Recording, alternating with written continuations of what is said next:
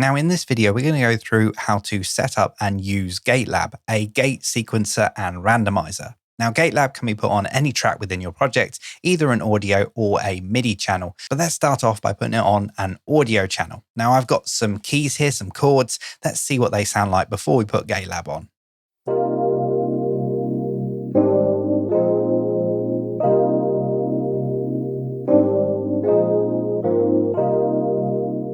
These are nice, long legato notes, and that's really what Gatelab works nicely on. It works on sustained notes because it chops them up using the gating system. So let's drop Gatelab on there and see what it does. Now straight away, Gatelab opens up with a preset, so let's see how that sounds.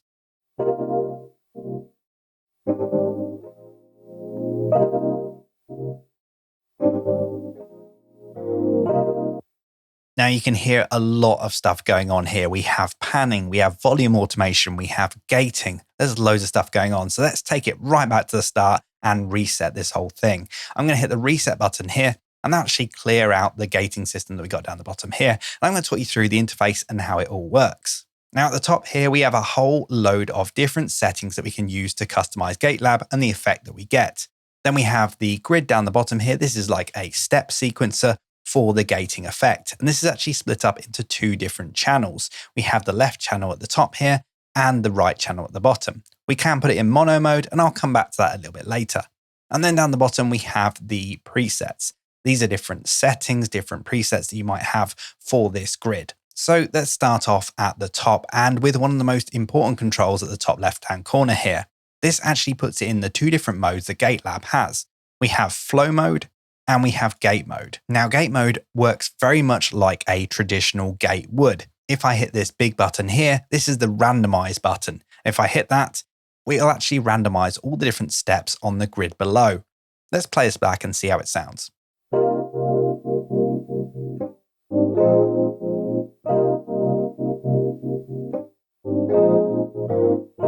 In gate mode, it is either on or off. Each one of these steps corresponds to on or off. So when it's green, that means it's on. And when it's gray, that means it's off. If we go into flow mode and I hit randomize again, you'll see a completely different result.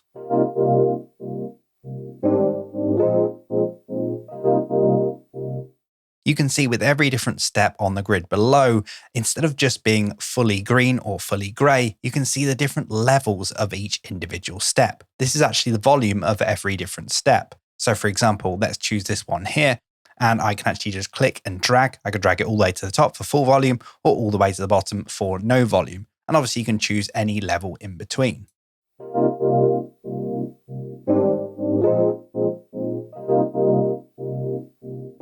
Now let's go back into gate mode and I'll show a few more of these features, and we'll probably go back into flow mode a little bit later and I'll show you a few different settings you can use with that. Next up, we have the randomization modes. We have subtle, normal, and intense. Now let's put it on subtle and I'll show you how this works. If I hit the randomize button here, you can see there's a small number of steps being filled in below. If I put it on normal mode and hit randomize again, we can see that more steps are being filled. If I put it on intense and hit randomize again, you can see even more. So depending on how complex or how sparse you want it to be, you can choose between these different modes. I'm going to select normal for now. Let's hit random again.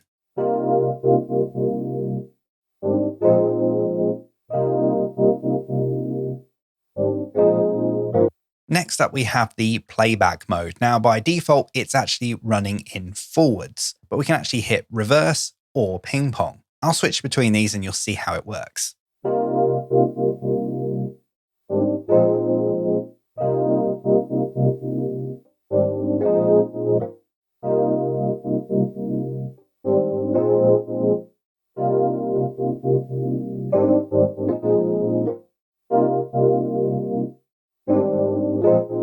As you can see in forward mode, it plays the sequence forward.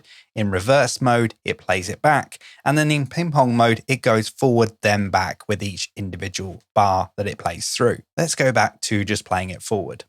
And then of course, we've already seen this big random button here before. This is great for randomizing all the different steps below to get a completely different sequence every time that you press it.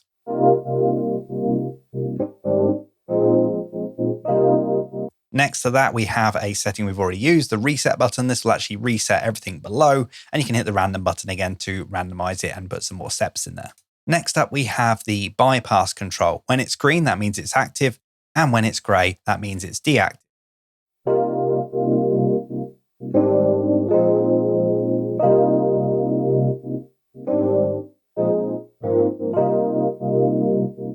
Now we also have this latch control to the right-hand side here. When I click and hold it down, it will do the opposite of whatever the bypass button is doing. So at the moment it's on, and when I hold this down, you see it glows green. That means it is now being bypassed.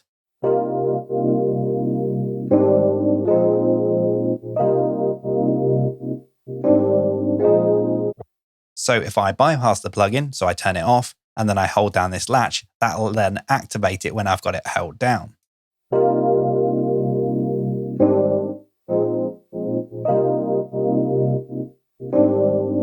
This can be really interesting for live performances. Next up, we have the infinity control, which you'll find on most Audiomodern plugins. If I activate this, every time the bar loops around, it will randomize everything. So it's almost like hitting that button every single bar. And you can actually choose how many bars this happens on. So for example, it will do this every bar if I've got under 1, or it might be every 2 bars, or every 3 bars, or every 4 bars.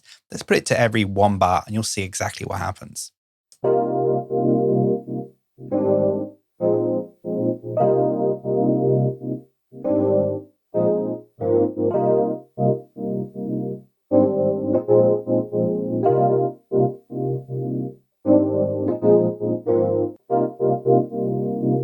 So let's move on to the next line of controls here.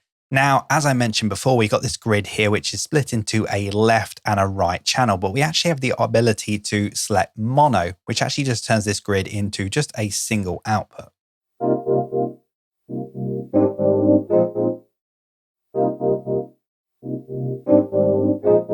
Now, if I put this back into stereo, you'll see a link button here, a little L. That means link. If I activate this, then whenever I hit the random button here, it will link both channels together. You can see when it generates those different steps, it's generating it for both single channels. This also works if I'm actually drawing them on as well. And with link deactivated, I can then draw on each individual channel separately. Next up, we have the timing, which by default is 1/16. Let's try doing it to 1/8.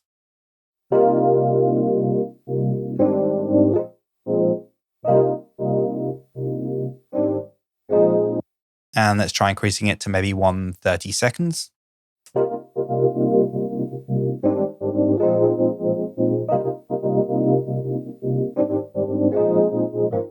Next up, we have the amount of steps that we're going to draw. So by default, it's 32, but we can decrease this, maybe decrease it to 16, maybe.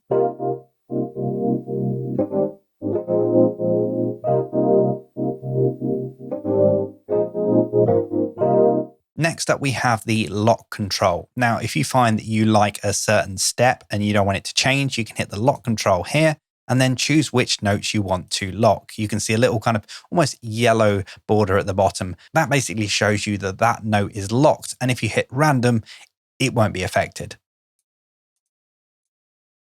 If you press the lock key again, you can then go ahead and start drawing in notes as you did before. If you want to reset all the different locked keys, you can hit the little reset button here. Next up, we have the density control. Now, this is a little bit more advanced. And in fact, we're actually going to start on the grid down here because you can see under each one of these steps is a little dot. It's a little gray dot here. If I click on this gray dot, it'll actually cycle through a few different density options. So by default, we have just the standard step. But if I hit it once, we get a half step. If I hit it again, we get 2 sub steps. And then if I hit it again, we get 3 sub steps. Let's see how that sounds.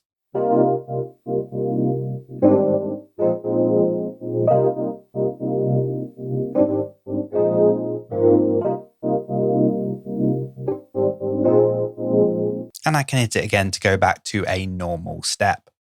Now, the density controls that we've got here actually work with the randomization controls here. So by default, none of the steps will have any density to them. They won't have any of the extra density options. However, we can choose the amount of steps that will actually receive a density value of some sort. So I can actually increase it here. So maybe 5 of the steps are actually going to have some density options to them. When I hit randomization, you'll see they then get added in there.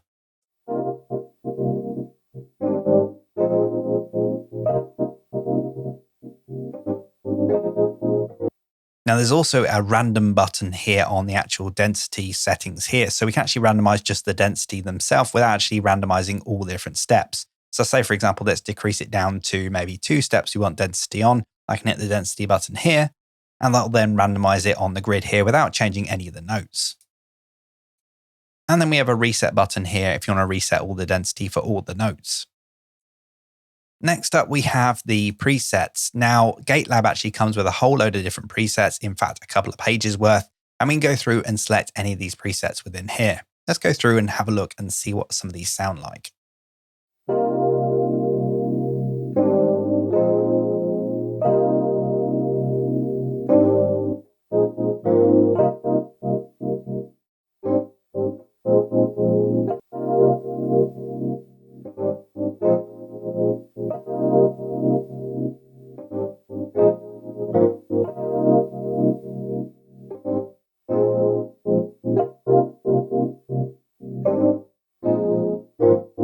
It's a really great starting point, and obviously you can tweak any of those and then save them as your own presets. I'll show you how to do that a little bit later. Next up, let's have a look at 2 really creative features of Gatelab: disintegration mode and grow mode. Now, these really have to be played with to really understand what they actually do. Let's have a look at disintegration mode first. I'm going to activate it, and you can see at the top here, the infinity control has been reactivated. Now, disintegration mode basically works very similar to the infinity mode, and that fact that every time this loops around, or at least whatever your controls here on the infinity control are, it will then start to disintegrate the actual steps that are on here. So we can see the infinity mode is set to 4 here. So every single time this goes around, within 4 bars, it will disintegrate into nothing. Let's play it through and you'll see exactly how it works.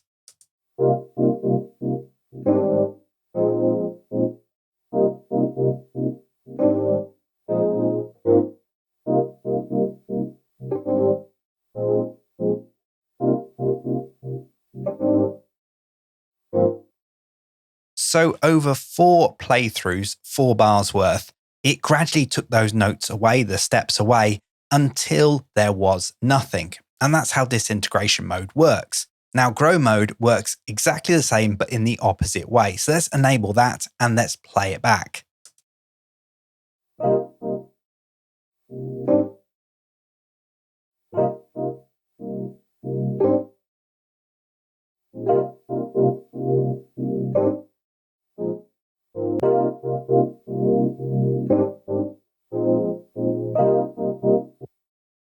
As you can see over the course of 4 bars there, it gradually increased the amount of notes until the end of the 4 bars, it reaches kind of that normal randomization that you would normally get.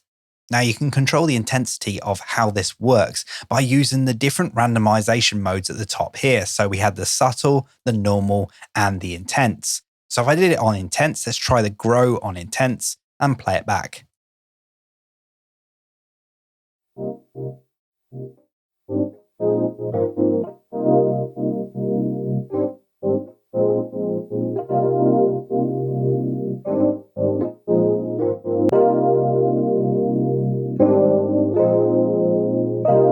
As you can see there, it basically grew to everything. So there's almost no gating effect at all.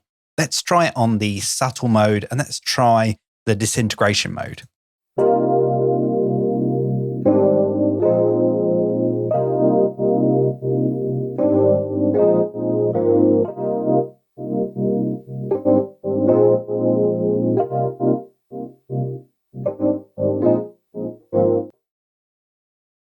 Two really interesting features that you can have a lot of fun playing around with. Next up, we have the feather control. This basically kind of smooths out those different steps. Now, we don't actually have anything in here at the moment, so I'm going to hit the random button here and let's try adjusting this.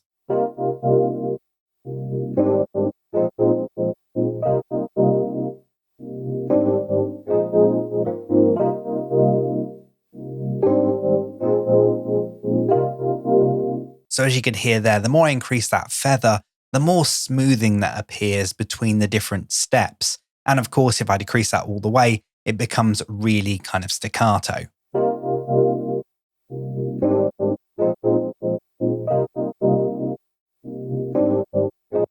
So it really kind of depends on the effect you're going for.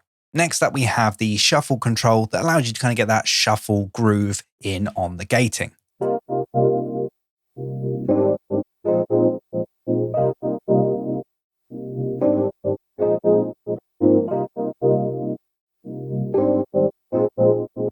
And finally, we have the dry wet control here. By default, it's at 100%, so you get 100% of the effect, but you can decrease it to kind of mix between the two.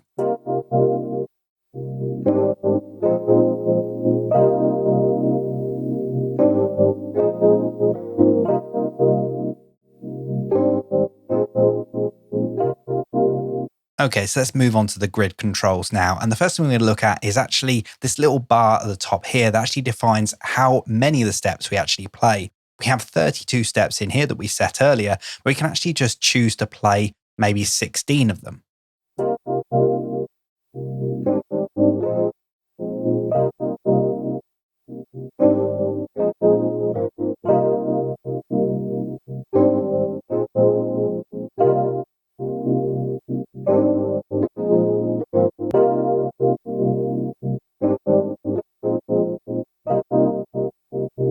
So if you find a subdivision of those steps that you really like, something you've come up with, then you can actually just loop it over those. Next up, we have the copy controls, these two little icons next to each individual lane. If I hit this one, it will copy this over to the right lane, and vice versa. Then we also have these arrows, a right arrow and a left arrow. This allows us to nudge the steps. We can nudge it left, or we can nudge it right. And down the bottom here, we have the quick presets. This allows you to save a preset from whatever you've got going on within here and easily access it kind of quickly. So for example, maybe we like this one here. We can click on the plus icon here and that will save it as preset 1.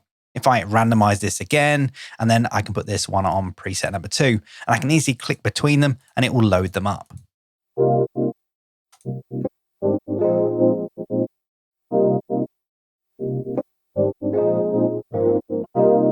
This can be really interesting for live performance, or maybe just to have quick access to different patterns that you usually use. Now let's have a look at using that flow mode, the volume modulation within Gatelab. And to do that, I've got a different example of sound. I've got some 16th hats here.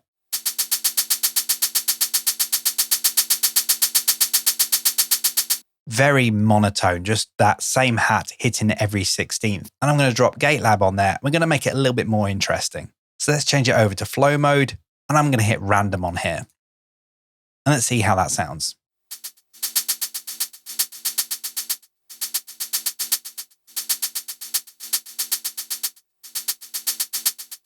Now let's get in and start tweaking this a little bit. I'm going to go into mono mode here. And let's try adjusting some of these different steps. Now, each one of these steps, as I mentioned before, is a different volume. So when it's about here, that's half. When it's all the way to the top, it's 100. When it's all the way at the bottom, it's 0. So we can actually kind of play around with the different volumes of each one of those hits because they're 16ths and we got it on the 1/16th grid. We can start playing around with each one of those hits, make each one a little bit different.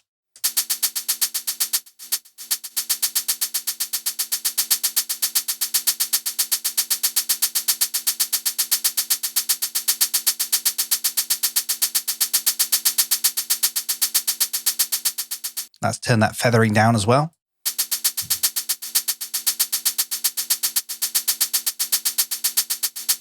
And if we increase that feathering a little bit, those individual steps seem a little bit more fluid.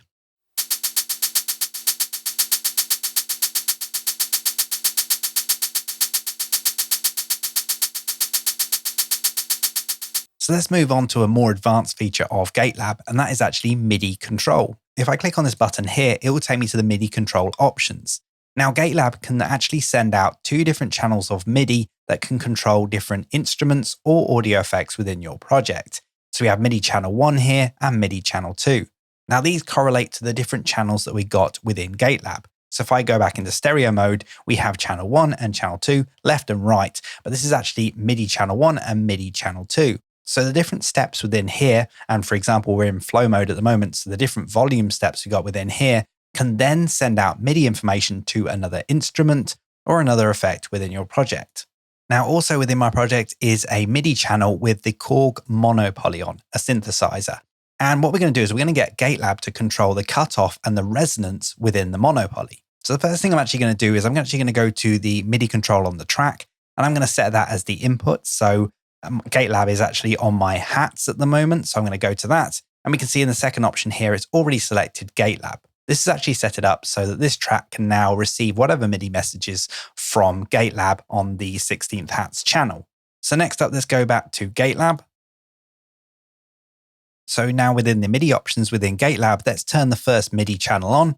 And then we need to decide which message it's going to send out. So I'm going to send this out under CC3. And then I'm going to go back to the Monopoly. And I'm going to right click on the cutoff within here. And I'm going to choose for it to listen to CC3. So let's play that back and see how it sounds.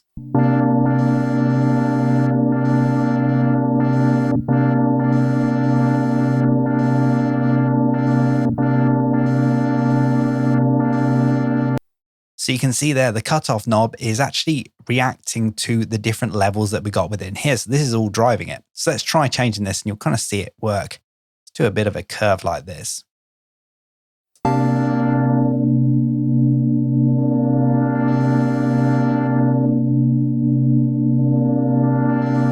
Or let's even try it in gate mode, for example. Let's try see how that works.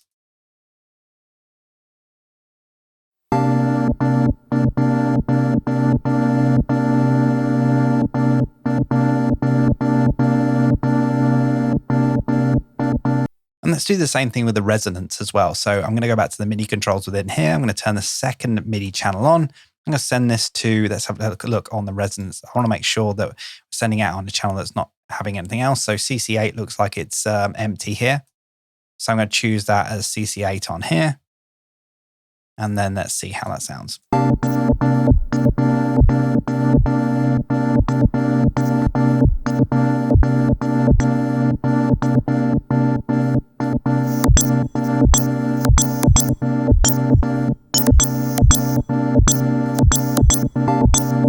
Now you can see because we're in gate mode, it's actually doing 100, it's doing 0 or it's doing 100%, which we don't necessarily want. Well, what we can do is we can go back into those MIDI options and we can choose the minimum maximum that the message is sending out. So let's send out maybe 60.